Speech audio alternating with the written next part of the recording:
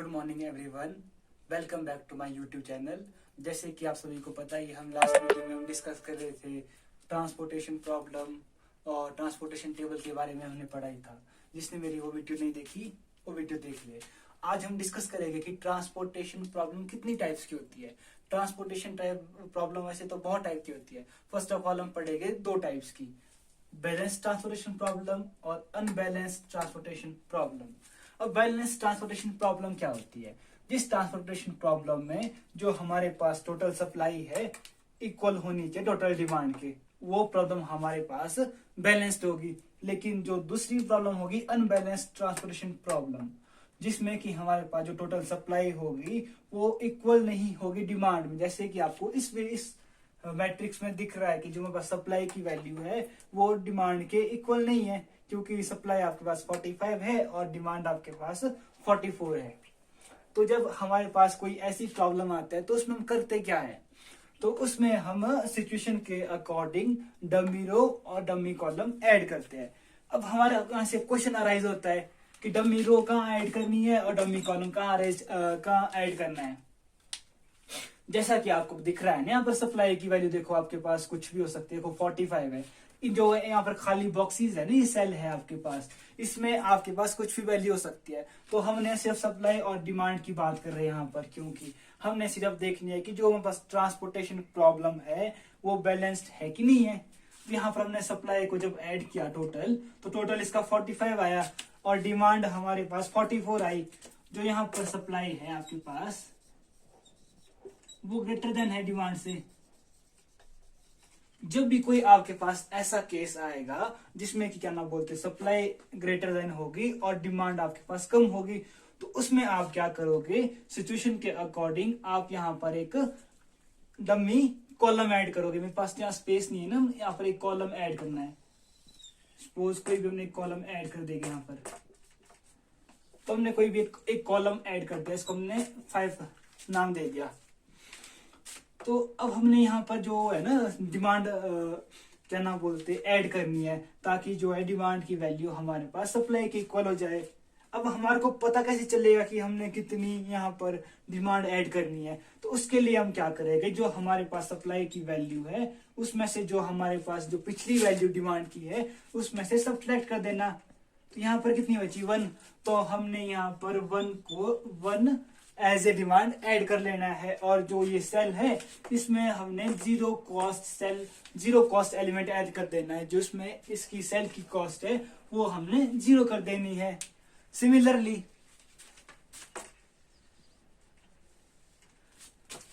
अब हम कोई और सिचुएशन देख लेंगे। मान लो कि अब हम डमी कॉलम की बात की, तो अब हम डमी रो के लिए बात कर लेंगे।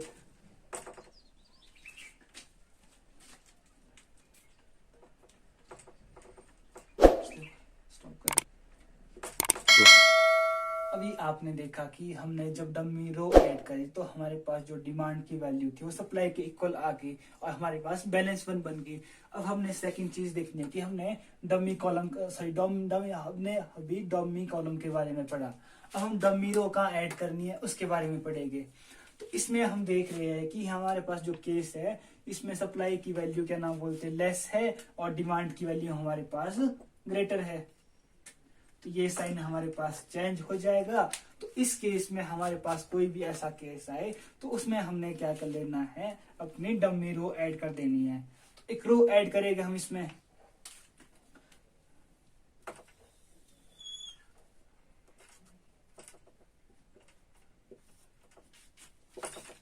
और अब हमने जो यहाँ पर वैल्यू है सप्लाई की वैल्यू यहाँ पर ऐड करनी है, क्योंकि सप्लाई की वैल्यू लेस है। जिसकी भी वैल्यू लेस होगी उसकी वैल्यू हमने ऐड कर देनी है। अगर सप्लाई कम होगी तो सप्लाई ऐड करेंगे, अगर डिमांड कम होगी तो डिमांड ऐड करेंगे। अब हमने कितना ऐड करना है, सिमिलरली हम वैसे ही देखेंगे। जो हमारे पास ज्यादा है फर्स्ट ऑफ ऑल हम उसको लिखेंगे। हमारे पास डिमांड 44 थी, 44 लिख लिया और सप्लाई की वैल्यू हमारे पास कितनी 40 थी। अब इसको हमने सब्ट्रैक्ट कर दिया और हमारे को पता चला कि हमारे को 4 की जरूरत है। हमने तो यहाँ पर कितना ऐड करना है 4। जब हमने यहाँ पर 4 ऐड किया तो यहाँ पर ये वैल्यू कितनी होगी 44। तो आप देख रहे हो कि सप्लाई इक्वल टू 44 और डिमांड इक्वल टू 44। सप्लाई और डिमांड की वैल्यू दोनों ही इक्वल हो चुकी है और जो हमारे पास ये ट्रांसपोर्टेशन प्रॉब्लम है ये हमारे पास बैलेंस्ड हो चुकी है। तो मेरे ख्याल से आप सभी के कॉन्सेप्ट जो है डमी रो और डमी कॉलम को लेकर क्लियर हो चुके होंगे। और कुछ एक क्वेश्चन हम एक नेक्स्ट क्वेश्चन करेंगे, वो करेंगे हम अनबैलेंस ट्रांसपोर्टेशन प्रॉब्लम का, जिसमें कि हम डमी रो या डमी कॉलम ऐड करेंगे, क्योंकि उससे आपके कॉन्सेप्ट क्लियर हो जाएगा थोड़ा बहुत। अभी तक हमने देखा बैलेंस्ड और अनबैलेंस्ड ट्रांसपोर्टेशन प्रॉब्लम। अब हम देखेंगे इनिशियल बेसिक फिजिबल सॉल्यूशन। हमने इनिशियल IBFS और इनिशियल बेसिक फिजिबल सॉल्यूशन निकालना है। तो इसके लिए हमारे पास 3 मेथड होते हैं बेसिकली, जो हम मोस्ट ऑफ यूज करते हैं। तो पहला है हमारे पास NWCM, north west corner method, और दूसरा है लीस्ट कॉस्ट एंट्री मेथड, और थर्ड वन है वेम और वोगल्स अप्रोक्सीमेशन मेथड। ये 3 मेथड है जिसको हम यूज करते हैं इनिशियल बेसिक फिजिबल सॉल्यूशन निकालने के लिए। हमारे पास जो इसको हम यूज करते हैं टोटल कॉस्ट निकालने के लिए। जो IBFS होता है वो हमारे पास ऑप्टिमल सोल्यूशन भी हो सकता है और नहीं भी हो सकता है, क्योंकि इसकी टोटल कॉस्ट को हम डिक्रीज भी कर सकते हैं। तो ये चीज आप आगे ऑप्टिमिलिटी टेस्ट और ऑप्टिमल सोल्यूशन में पढ़ेंगे। तो सबसे पहले हम डिस्कस करेंगे नॉर्थ वेस्ट कॉर्नर मेथड क्या होता है, और इसके ऊपर हम एग्जांपल करेंगे एक। अब हम देखेंगे नॉर्थ वेस्ट कॉर्नर मेथड। तो जैसा कि आपको मैंने बताया अभी, ये जो नॉर्थ वेस्ट कॉर्नर मेथड है इसको हम यूज करते हैं इनिशियल बेसिक फिजिबल सॉल्यूशन निकालने के लिए। तो अब इसका हम सबसे पहले एल्गोरिथम देखेंगे और उसके बाद हम इस पे न्यूमेरिकल या क्वेश्चंस देखेंगे। तो सबसे पहले इसका फर्स्ट एल्गोरिथम क्या बोलता है, the method start with the north west corner of the table और top most left corner of the table. जो ये आपके पास नॉर्थ वेस्ट कॉर्नर मेथड है ये आपके पास स्टार्ट होता है टेबल के नॉर्थ वेस्ट कॉर्नर, जो कि आपके पास ये होता है, इस कॉर्नर से स्टार्ट होता है, और टॉप मोस्ट लेफ्ट कॉर्नर कौन सा आपके पास ये आया। तो इसको आप 2 तरह से बोल सकते हो, यहाँ से हमारे पास स्टार्ट होगा। इस चीज को आप ज्यादा बेटर न्यूमेरिकल में समझोगे। तो बस थोड़ा सा एल्गोरिथम बताने की कोशिश कर रहा हूं मैं आपको। और दूसरा जो पॉइंट है इसका वो क्या बोलता है, allocate the maximum possible amount and adjust the associated amount of demand and supply by subtracting the allocated amount. इस स्टेप में क्या बोल रहा है, जो हमारे पास टॉप मोस्ट लेफ्ट कॉर्नर है ये वाला जो होगा, उसमें हमने जो डिमांड और सप्लाई की हमारे पास वैल्यू होगी उसका हमने मैक्सिमम पॉसिबल अमाउंट, जितना हम उसको एलोकेट कर सकते हैं उतनी वैल्यू हम एलोकेट करेंगे। और जो हमारे पास अमाउंट बच जाए, जो हमारे पास एलोकेटेड अमाउंट होगा, उस अमाउंट से हमने डिमांड और सप्लाई की वैल्यू को सब्ट्रैक्ट करना है। अगर किसी में मान लो कि डिमांड सेटिस्फाइड होगी या 0 होगी, या सप्लाई सेटिस्फाई होगी या 0 होगी, तो उसको हम रिमूव कर लेते हैं, हटा देते हैं। तो उसी तरह हम आगे फर्दर बढ़ते हैं, आगे नेक्स्ट स्टेप में। अब हम क्या करेंगे, move to cell 1 2 towards right hand side if there is any quantity left, otherwise move towards down to the cell 2 1 and allocated the maximum possible amount।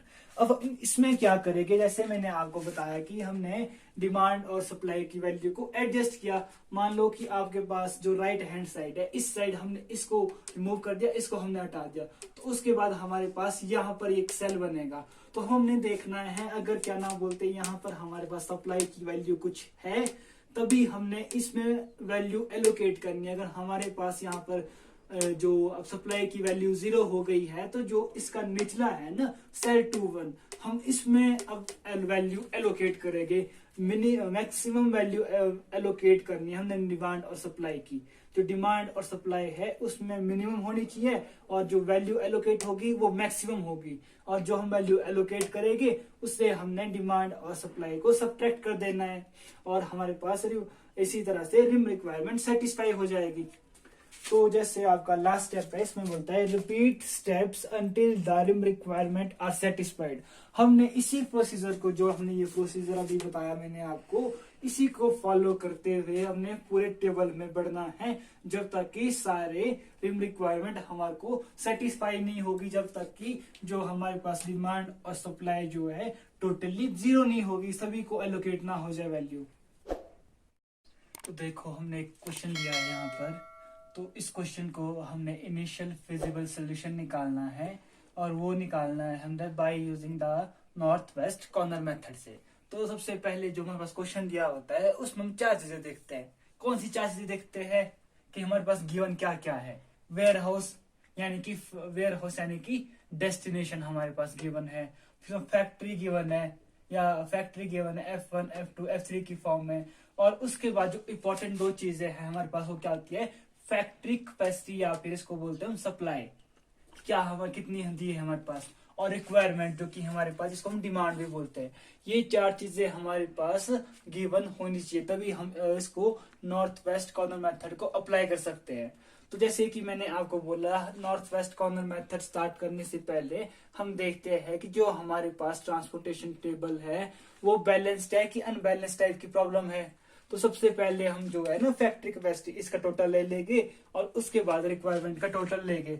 अगर दोनों का टोटल इक्वल आया तो क्या नाम बोलते, जो ये हमारे पास ट्रांसपोर्टेशन प्रॉब्लम है वो बैलेंस टाइप की होगी। तो 7 और 9 16, 16 8 24 और 10 34, और ये हुए 8 5 13 7 20।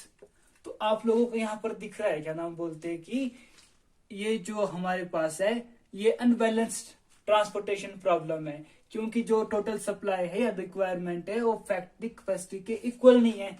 तो जैसे कि आपको पता है, अब इस प्रॉब्लम को बैलेंस करने के लिए हम क्या करते हैं, रो और कॉलम ऐड करते हैं। तो आपको जैसे मैंने बताया था कि अगर डिमांड क्या नाम बोलते कम हो,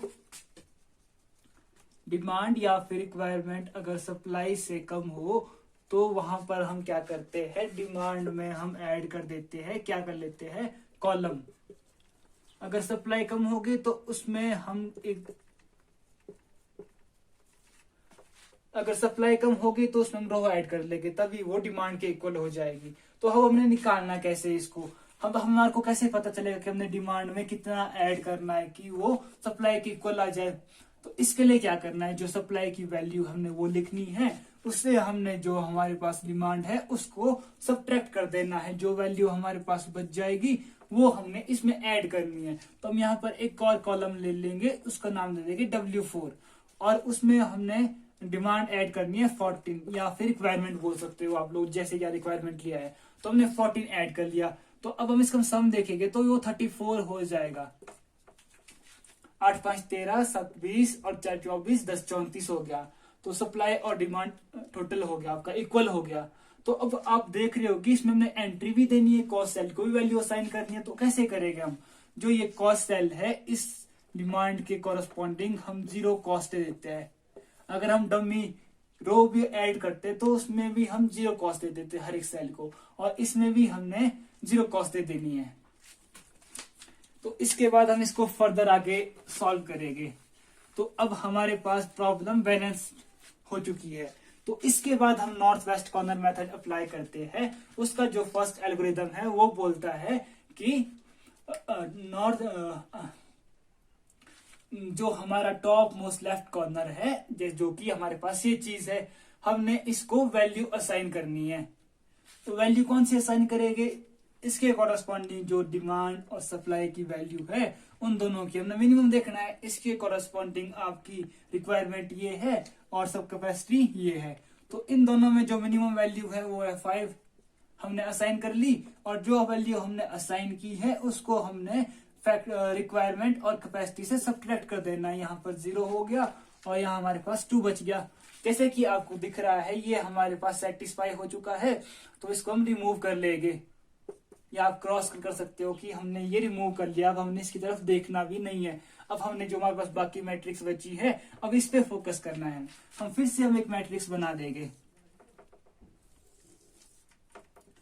मैं इसको शॉर्ट में लिखूंगा वेयर हाउस और फैक्ट्री, F की फॉर्म में लिखूंगा। अब W1 तो हमारे पास रिमूव हो चुका है, तो W2 W3 और W4 से, और फैक्ट्री कैपेसिटी को मैं शॉर्ट में लिख लूंगा। ये मैं अपनी मर्जी से शॉर्ट में लिख रहा हूं ताकि मेरे पास टाइम बचे यहाँ पर।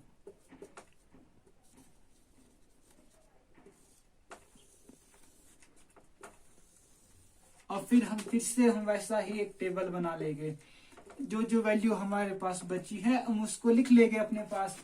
तो यहाँ पर आप देख रहे हो कि W2 की एंट्रीज क्या है, 30, 38, 8,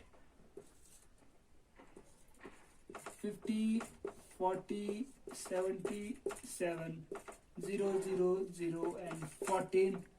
यहाँ पर आपस 2 बचा था तो 2 लिख लिया हमने बैलेंस में, और 18। जब हम इसका क्या ना टोटल निकालेंगे, इसका टोटल दोनों का इक्वल आएगा, क्योंकि जो वैल्यू हम यहाँ से सब्ट्रैक्ट कर रहे हैं, जितनी वैल्यू हम एलोकेट यहाँ से कर ले रहे हैं उतनी ही वैल्यू हम यहाँ से ले रहे हैं, जो बैलेंस बच रहा है उसको हम लिख रहे हैं। तो इसका टोटल दोनों का इक्वल ही आएगा, चाहे आप कैलकुलेट कर सकते हो। ये हो जाएगा 27 और 29। तो इसके बाद हमने फिर से अगेन क्या बोला था कि नॉर्थ वेस्ट कॉर्नर मेथड में हम देखते हैं नॉर्थ वेस्ट कॉर्नर और top most left corner of the table, जो कि हमारे पास इस मैट्रिक्स में ये बन जाएगा आपके पास।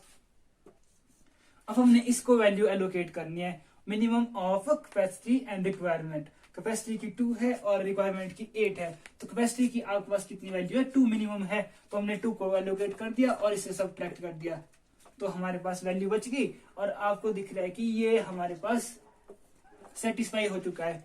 मेरे पास जगह कम होने की वजह से मैं इस टेबल को रहने दूंगा और जो मैं वैल्यू यहाँ पर एलोकेट करूंगा उसको मैं यही इसी टेबल में लिखता रहूंगा। आप ऐसे करके अलग अलग नया नया टेबल बनाए और बाद में ये जो वैल्यूज आपके पास आएगी इसको आप टेबल में लिख देंगे, जो आप एक नया टेबल बनेगा। तो इसको मैं रिमूव कर दूंगा और इसके बाद में हमने जो रो को है हमने रिमूव कर दिया है। तो अब इसके बाद जो हमारे पास रो बच जाएगी हम उसको आगे यूज करेंगे। अब हमारे पास यहाँ बच रहा है W2, W3, W4 और फैक्ट्री कैपेसिटी और F2, F3 और रिक्वायरमेंट।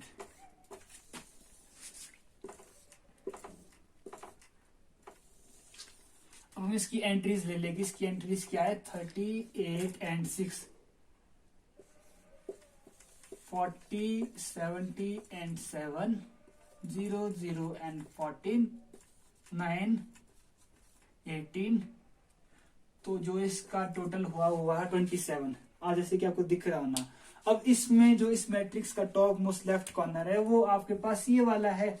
अब आपने इसमें मिनिमम वैल्यू एलोकेट करनी है रिक्वायरमेंट और कैपेसिटी की, जो कि है 6, और इससे सब्ट्रैक्ट कर दोगे तो हो जाएगा 3 और ये आपका सेटिस्फाई हो जाएगी। तो इसको आप रिमूव कर दोगे। अब आपने ये कहाँ ऐड की है, ये किया आपने F2W2 में। इस सेल का एड्रेस है F2W2, F2 ये। इसके बाद हमारा जो नेक्स्ट टेबल बनेगा उसको हम यहाँ बना लेते हैं। मेरे पास जगह नहीं है, उस वजह से मैंने इन टेबलों को एक एक करके रिमूव कर रहा हूँ। तो आपके पास एक एक करके अलग से टेबल बनाते जाए। फैक्ट्री कैपेसिटी और यहाँ पर आपके पास F2, F3 और रिक्वायरमेंट हो जाएगी, जो कि आप लिखते जाओगे। इसको आराम से लिखते रहिए। और उसके बाद आपने इसमें जो एंट्रीज है वो दे देनी है। एक में देखो आपके पास 40 है, यहाँ 70 है, यहाँ 7 है, यहाँ आपकी 0, 0 और 14, और यहाँ आपके पास 3 हो गया, यहाँ 18 हो गया, और इसका टोटल आ गया 21 हो गया। 18, 3, 21, 14 और 7 हो गए 21। तो अब इस मैट्रिक्स के हिसाब से जो टॉप मोस्ट लेफ्ट कॉर्नर आपके पास दिख रहा है मुझे यहाँ पर, वो है हमारे पास ये वाला। तो फिर हमने यहाँ वैल्यू एलोकेट करनी है मिनिमम इसकी कैपेसिटी और रिक्वायरमेंट की। हमने मिनिमम देना है, तो मिनिमम कितना 3 है, और उसको हमने सब्ट्रैक्ट कर देना है कैपेसिटी और रिक्वायरमेंट से। तो यहाँ पर 0 हो गया, यहाँ 4 हो गया। तो जैसा कि आपको दिख रहा है कि रो F2 आपका सेटिस्फाइड हो गया, तो इसको हम रिमूव कर देंगे। और जो हमारे पास इसमें हमने वैल्यू एलोकेट की है F2W3 में कितनी 3 की है, F2W3 में हमने वैल्यू कितनी एलोकेट की है 3, वो हमने लिख ली है अपने नए टेबल में। हम इसको रिमूव कर देंगे। अब हम फर्दर अगला टेबल बनाते जाएंगे। आप नंबरिंग करते रहोगे टेबलों में कि कितने टेबल बने आपके। जो आपका नेक्स्ट टेबल बना मेरे पास यहाँ पर W4 factory capacity, F3 requirement. इसकी एंट्रीज हो गई 0, 14, 18। सॉरी एक में यहाँ पर भूल गए, यहाँ पर एक W3 भी था, एक सेल को मैं यहाँ भूल गया लिखना, और इसकी वैल्यू है आपके पास 70 और यहाँ है 14।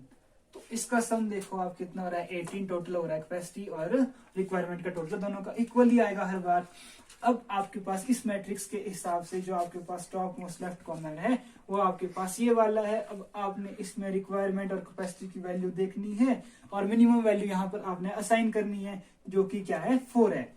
तो आपने 4 असाइन कर ली और यहाँ 0 बच गया और यहाँ आपके पास 14 बच गया। तो आपको जैसे दिख रहा है कि ये सेटिस्फाई हो गया आपके पास, ये आपके पास कॉलम सेटिस्फाई हो गया, तो इसको हमने रिमूव कर लिया है।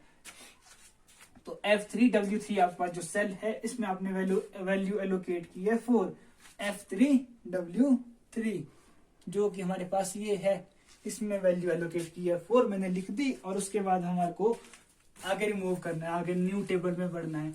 जो हम ये न्यूमेरिकली लिख रहे हैं या कर रहे हैं, इसके साथ आपको थोड़ी थोड़ी थ्योरी लिखना जरूरी है कि हम क्या कर रहे हैं, हम किस सेल में एलोकेट कर रहे हैं वैल्यू, कब क्या कर रहे हैं। तो थोड़ी थोड़ी थ्योरी आप साथ साथ में लिखते रहे।